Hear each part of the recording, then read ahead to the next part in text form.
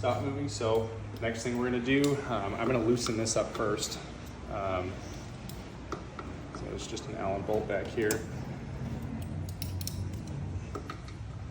Crack this.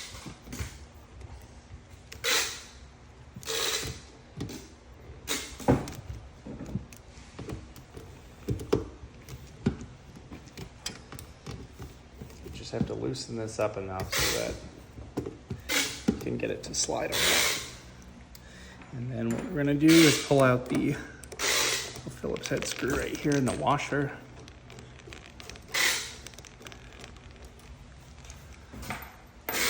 And let's see, we should be good now. And there you go. And the arm's off. Now you can get to the arm and you can loosen up the bolt here if you need to replace the main arm. And you can